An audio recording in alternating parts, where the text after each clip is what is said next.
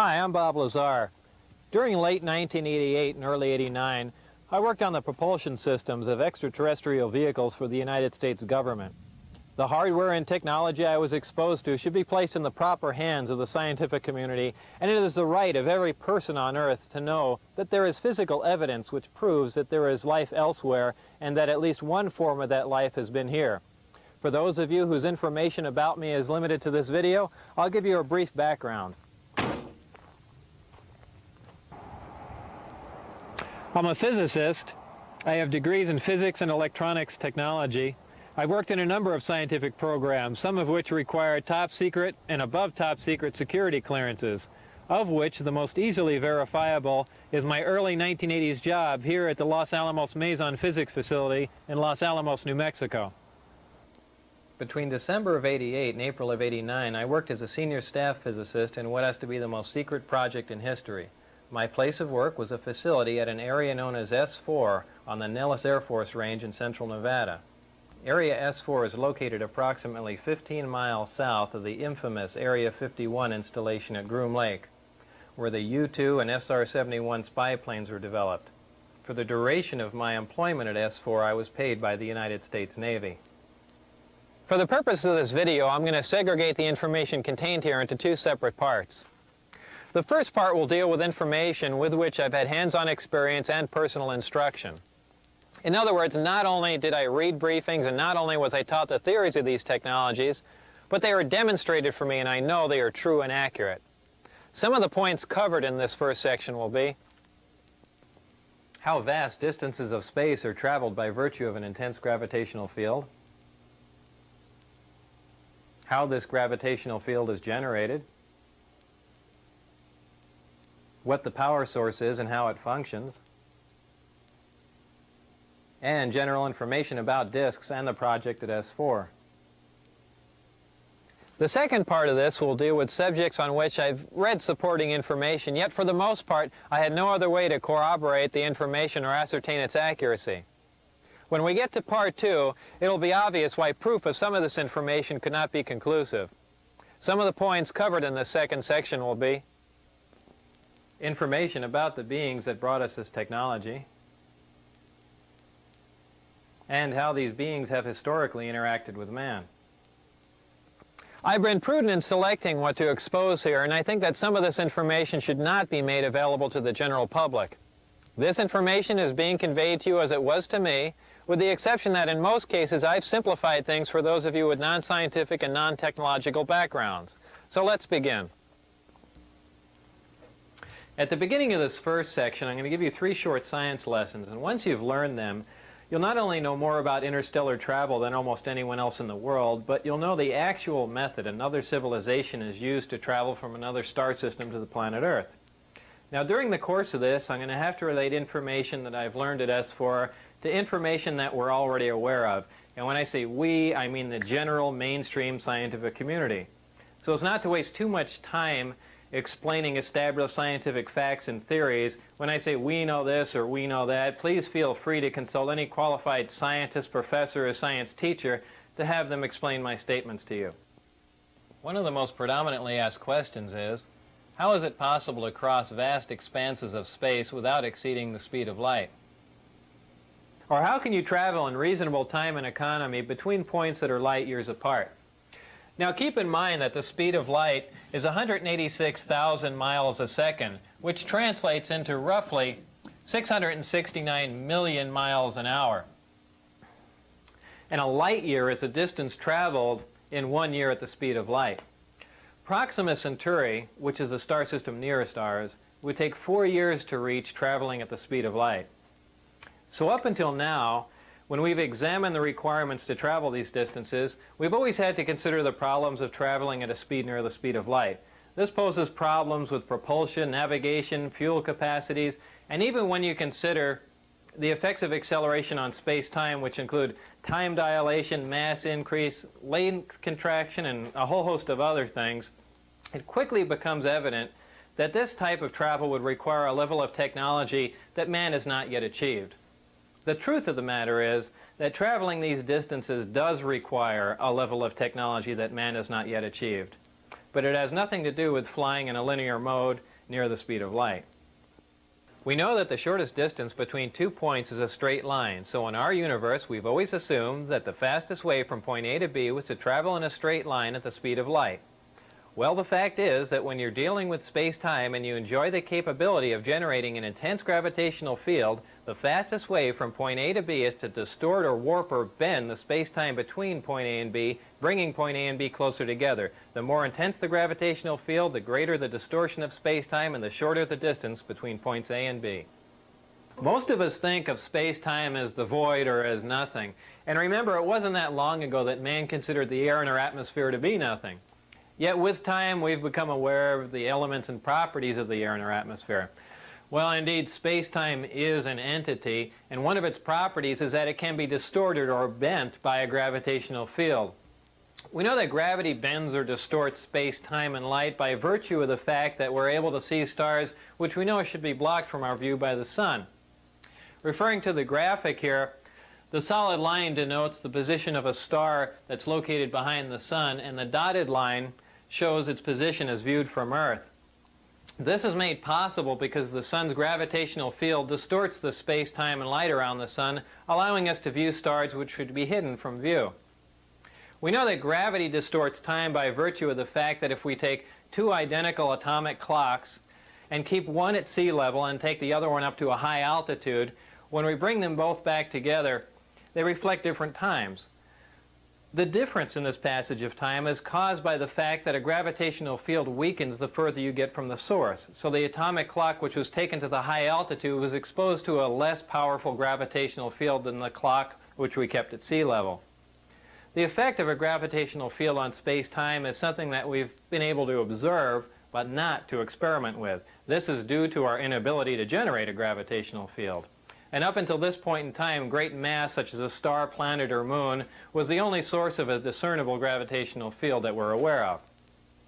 So just as the gravitational field around great mass such as a planet distorts space and time, any gravitational field, whether naturally occurring or generated, distorts space and time in a similar manner. Now, the great benefit of generating an intense gravitational field is not only can you turn it on, but you can turn it off. If we refer back to our original illustration of space-time distortion, we can see that when we generate an intense gravitational field, we can distort the space-time and in turn the distance between the point where we are and the point where we want to be. We can then position ourselves at the point where we want to be and then stop generating the gravitational field, allowing space-time to return to its natural form. In this manner, we can travel great distances with little linear movement. And this is how space-time distortion translates into reduced distance. Now back to our original question, how is it possible to cross the vast expanses of space required for interstellar travel without exceeding the speed of light? This is accomplished by generating an intense gravitational field, distorting space-time and allowing you to cross many light years of space in little or no time and without traveling in a linear mode near the speed of light. The next question is, how do you generate a gravitational field? Up until this point in time, I've used the term generate to describe the capability of producing a gravitational field, but since I'm not aware of any way of creating a gravitational field from nothing, a more accurate term might be to access and amplify a gravitational field. And this is what I mean when I use the term generate. To understand how gravity is generated or accessed and amplified, you must first know what gravity is.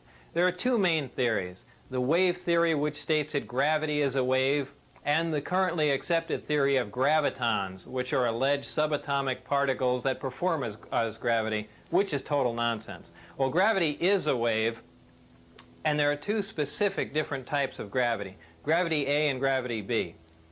Gravity A works on a small or micro scale, while gravity B works on a large or macro scale.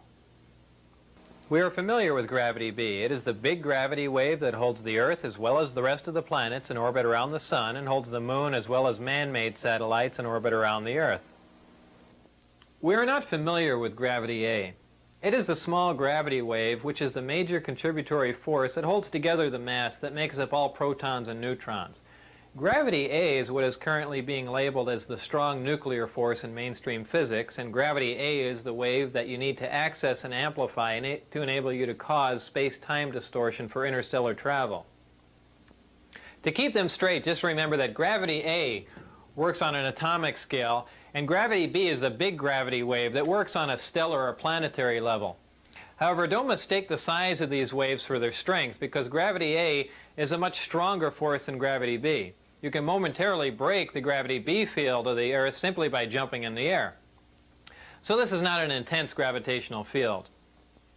Locating gravity A is no problem because it is found in the nucleus of every atom of all matter here on Earth, and all matter anywhere else in our universe. However, accessing gravity A with the naturally occurring elements found on Earth is a big problem. Actually, I'm not aware of any way of accessing the gravity A wave using any Earth elements, whether naturally occurring or synthesized, and here's why. We've already learned that gravity A is the major force that holds together the mass that makes up protons and neutrons. This means the gravity A wave we are trying to access is virtually inaccessible, as it is located within matter, or at least within the matter that we have here on Earth.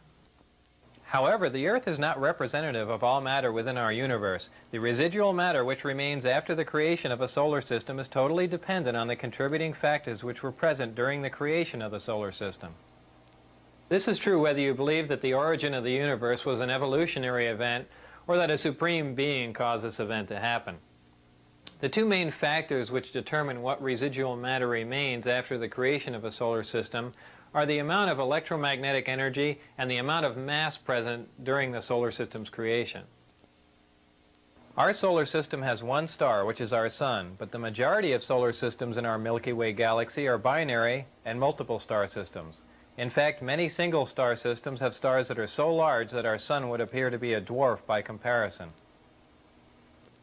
Keeping all this in mind, it should be obvious that a large single star system, binary star system, or multiple star system would have had more of the prerequisite mass and electromagnetic energy present during their creations.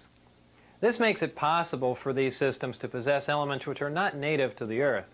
Scientists have long theorized that there are potential combinations of protons and neutrons which should provide stable elements with atomic numbers higher than any which appear in our periodic chart, though none of these heavy elements occur naturally on Earth. 88 of the first 92 elements on the periodic chart occur naturally on Earth.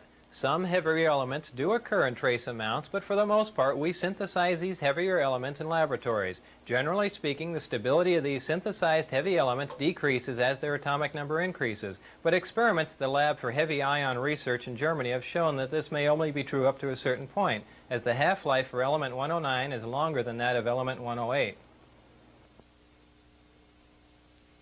The point is that our observations and theories are accurate. The fact is that heavier stable elements with higher atomic numbers which have more protons, neutrons, and electrons than any Earth elements do exist. However, up until this point in history, there has been no physical evidence to prove this. But now that proof is here. The most important attribute of these heavier stable elements is that the gravity A wave is so abundant that it actually extends past the perimeter of the atom.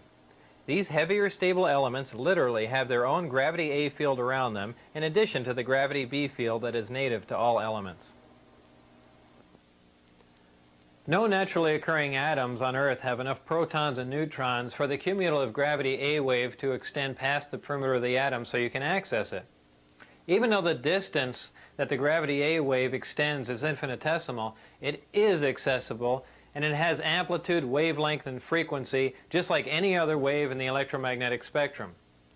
Once you can access the gravity A wave, you can amplify it just like we amplify any other electromagnetic wave. To demonstrate how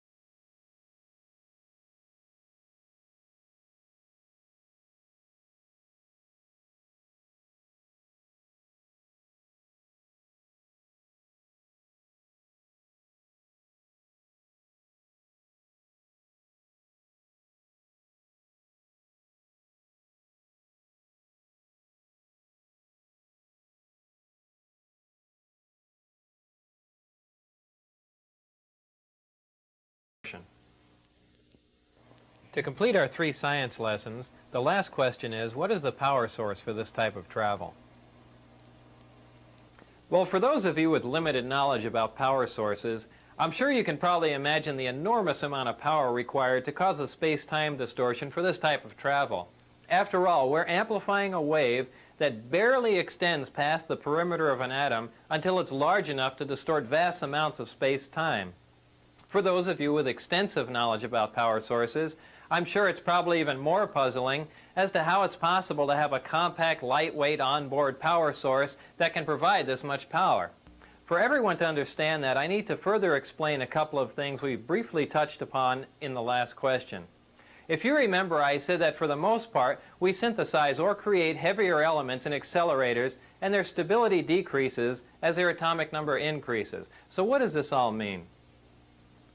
Well, we synthesize these heavier, unstable elements by using more stable elements as targets in a particle accelerator. We then bombard the target element with various atomic and subatomic particles. At this point, transmutation occurs, making the target element a different, heavier element.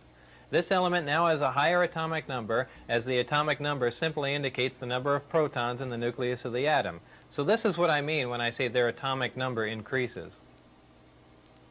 What does their stability decreases mean? The length of time which an element exists before it decays determines its stability.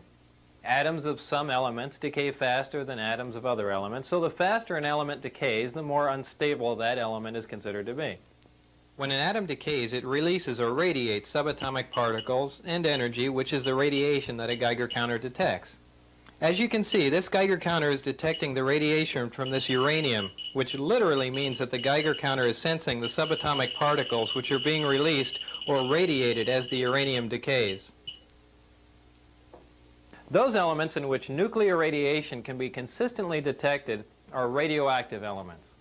These heavy elements, which we synthesize in particle accelerators, are of the radioactive variety, and they decay very rapidly. Since we're only able to make a few atoms of these elements, and because they decay so rapidly, we're not able to observe much about them. This is what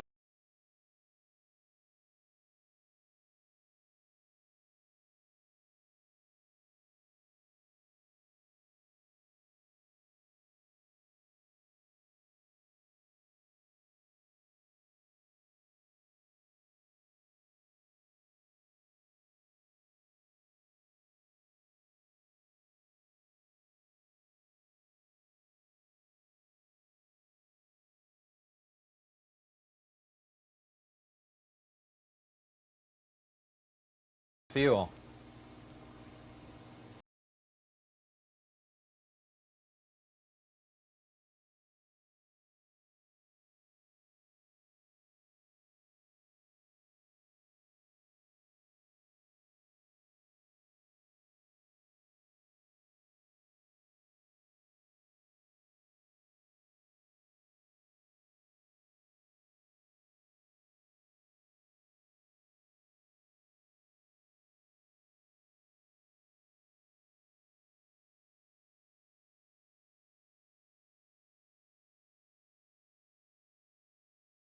And remember, the rapid conversion of matter to energy is what we generally call an explosion. To demonstrate the explosive power of antimatter, let's pick a random area where an atomic bomb might explode. Oh, let's say Iraq. And for demonstration purposes, let's say an atomic bomb would explode, for instance, in, Baghdad.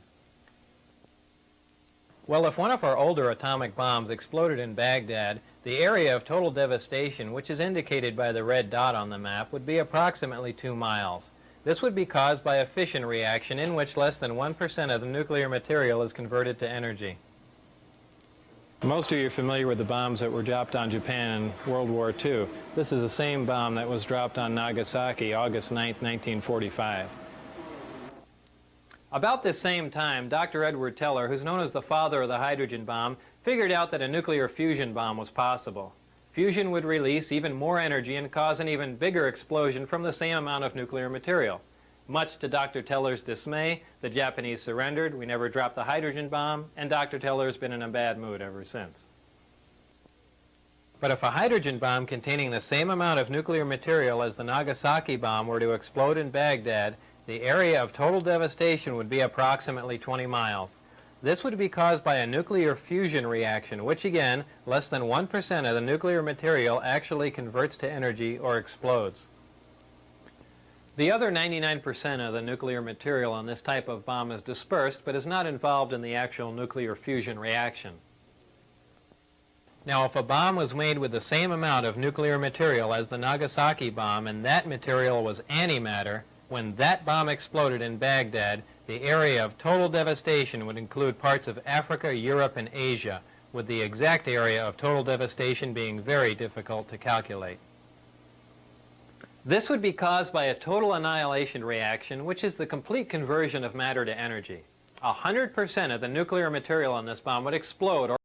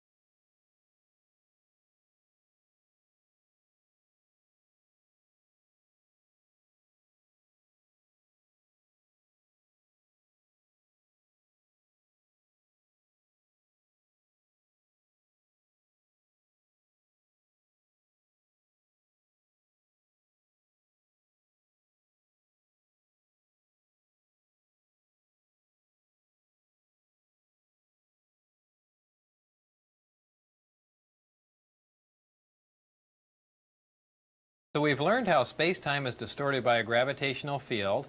We've learned how that gravitational field is generated. And we've also learned where you get the power to accomplish all of this. Now it's time to link all we've learned in our science lessons to the vehicle that utilizes all of this technology. And a few years ago, I never thought I'd hear myself say this, but that vehicle is a disk, which is generally referred to as a flying saucer. I had at least partial views of the 9 different disks out at Area S4, but the one I'm going to describe to you now is the one in which I not only saw 2 of the 3 interior levels, but I also saw it fully functional in flight. And no, unfortunately, I didn't get to go for a ride in it. This particular disc appeared to be in excellent condition, and because of its sleek appearance, I nicknamed it the Sport Model. The Sport Model is about 16 feet tall and 40 feet in diameter. The exterior skin of the disc is metal, which is the color of unpolished stainless steel. The Sport Model sits on its belly when it's not energized. As you can see, the hatch is located on the upper half of the disc, with just the bottom portion of the door wrapping around the center lip of the disc. The interior level of the disc is divided into 3 levels. The lower level is where the 3 gravity amplifiers and amplifier guides are located. These are the things used to amplify and focus the gravity A wave that we learned about in our science lessons. The reactor is located directly above the 3 gravity amplifiers on the center level and is in fact centered between them. The reactor is similar to this half-scale model. The element 115 is machined into triangles like this and is then inserted into the reactor. This piece of element 115 is the source of the gravity A wave, as well as the target that is bombarded with protons to release the antimatter, both of which we learned about in our science lessons.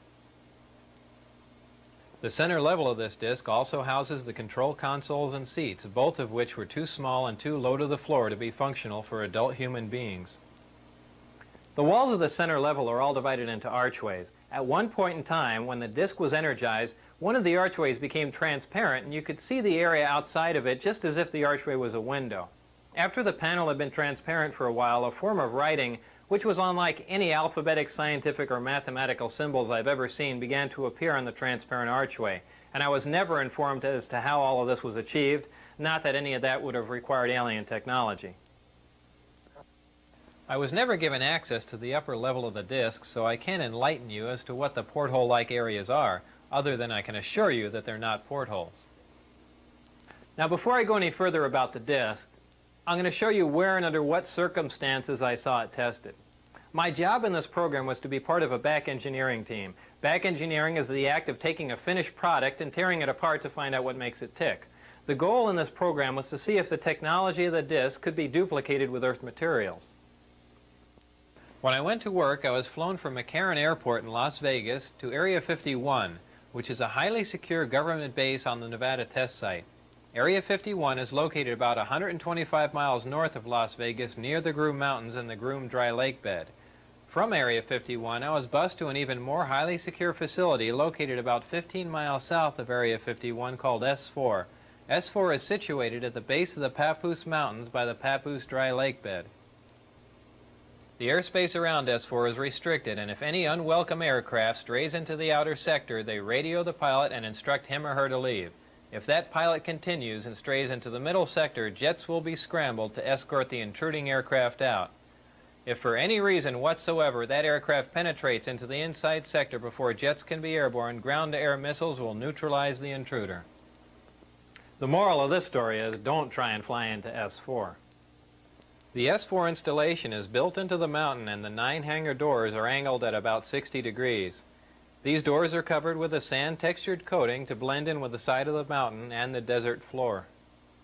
As you can see in this representation, my ID badge had a white background with one light blue and one dark blue diagonal stripe in the upper left-hand corner. At the bottom of the badge, there were letters and numbers designating various areas, including S4. On my badge, there was a star punch through S4. The back of the ID badge was dark blue with a vertical mag stripe running down one side. The hangar that housed the sport model was like a typical airplane hangar with the exception of the angled doors that I mentioned before. The hangar was equipped with typical tools and extensive electronic equipment. It also had a machine with an X-ray emblem on it and an overhead crane rated at 20,000 pounds. Equipment in this hangar was marked with a black number 41 with a white circle around it. It was outside of this hangar that I saw the sport model tested. Now, when the disk travels near another source of gravity, such as a planet or moon, it doesn't use the same mode of travel that we learned about in our science lessons. When a disk is near another source of gravity, like Earth, the gravity A wave, which propagates outward from the disk, is phase shifted into the gravity B wave, which propagates outward from the Earth, and this creates lift. The gravity amplifiers of the disk can be focused independently, and they are pulsed and do not stay on continuously. When all three of these amplifiers are being used for travel, they're in the delta configuration, and when only one is being used for travel, it's in the omicron configuration. As the intensity of the gravitational field around the disk increases, the distortion of space-time around the disk also increases.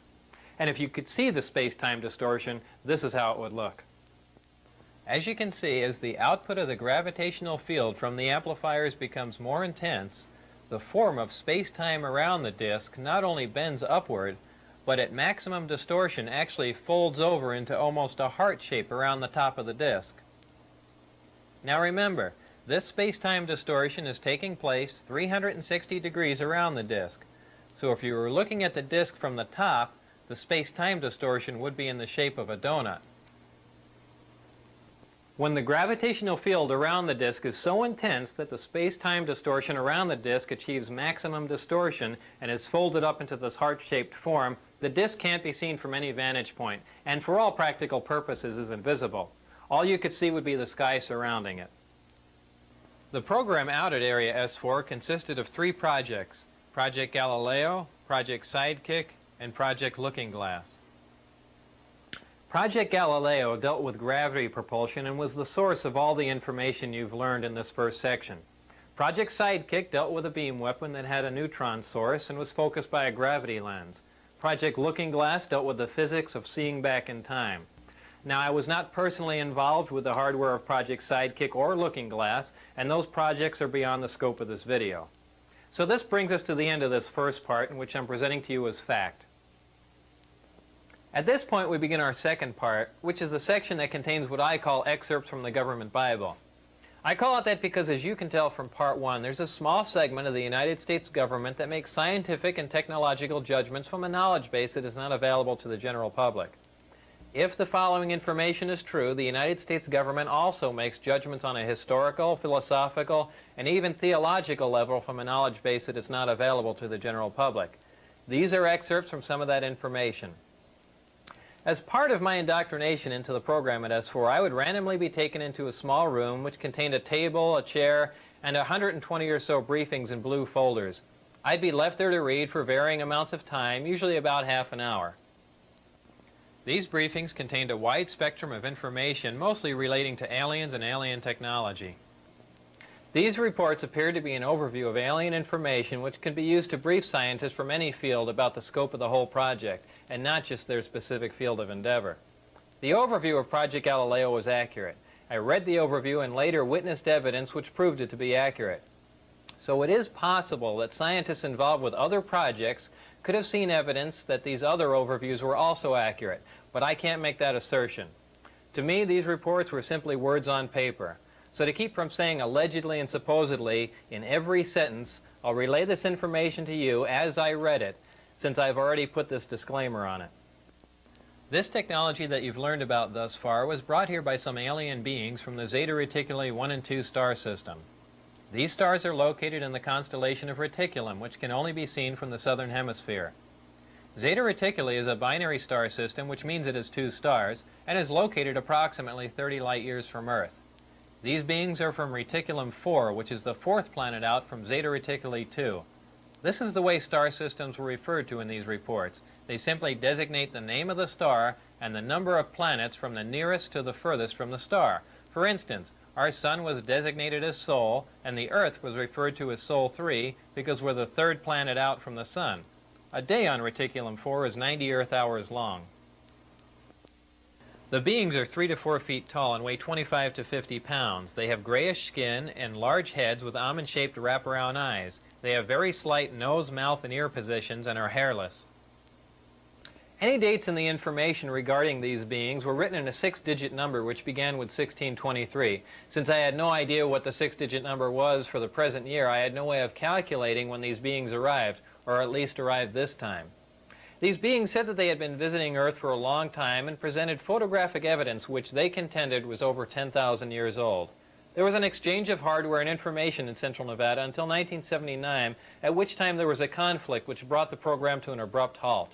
The beings left, but were to return at a 1623 date, and I don't know what that date is. With the remaining hardware and information, the U.S. government started the back engineering program. In May of 1987, some scientists took an antimatter reactor to an underground blast facility on the Nevada test site to perform an experiment. Unfortunately for them, their experiment required them to cut the reactor open, which resulted in their deaths. This explosion was explained to others at the test site as a previously unannounced low-yield underground nuke test. I was hired in December of 1988 to replace one of these men. These beings conveyed information about the capability of affecting the human brain to anesthetize the human body. This is done without any physical contact from a remote source. For this anesthesia to be accomplished, the brain has to be in a relaxed state similar to that required for hypnosis. If the brain is subject to any external stimulation like stimulant drugs or loud music, this manipulation of the nervous system is ineffective. These beings said that man was the product of externally corrected evolution. They said that man, as a species, had been genetically altered 65 times. They referred to humans as containers, yet I don't know what we're containers of. As I'm sure you now know, it was impossible for me to corroborate the information in this second section. And obviously, if this information is true, the ramifications are far-reaching, and you don't have to be a nuclear physicist to figure that out. So before I bring this to an end, there are a couple of questions I should address for you. The first one is, how did I get into this program? While working at Los Alamos National Lab in 1982, the local newspaper did a front-page story on a jet car I had built. Coincidentally, Dr. Teller was giving a speech in Los Alamos that same day. We met and had a short chat about the jet car, and I later listened to his speech. I never met Dr. Teller again, but in 1988, when I decided to re-enter the scientific community, I sent him a resume and inquired about a job. Dr. Teller responded by telephone and told me that he was no longer active, but just functioned in a consultant capacity. He gave me the name of a contact to call in Las Vegas. I made that call, and things progressed from there until I got into the program. I never got a chance to ask Dr. Teller if he remembered me from Los Alamos, so I don't know if that was a factor or not. If you use nuclear fuel and not that possible, nuclear fuel is feasible. But whether these very great velocities are feasible, which are interesting, if you ever want to get there, let's start. That is an important question. And that's about all I can say. All I have time to say. And what specifically the fuel will be, I think it might be fission, more probably fusion. And it won't come soon. Is there any other nuclear reaction besides fission and fusion that you know of? No. Is there anything such? Look, please, you try to explore the things about which I only will have to tell you it is not interesting, it's a waste of time. Above plutonium or uranium? Look, it is, in my opinion, not interesting. I don't intend to answer it. If you ask me that question on camera, I will shut up. I will sit silent. You're not going to get an answer out of me on that. Okay. And if I ask you on camera if you know Bob Lazar, can you just say no? I will sit silently.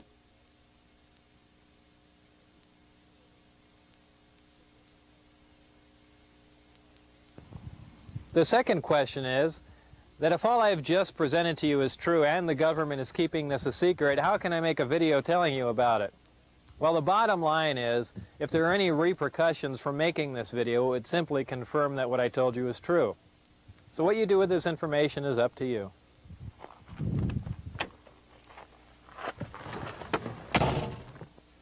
Remember, not everyone who sees a disk in the sky is crazy, so keep your eye on the sky, especially here in central Nevada, and thanks for listening.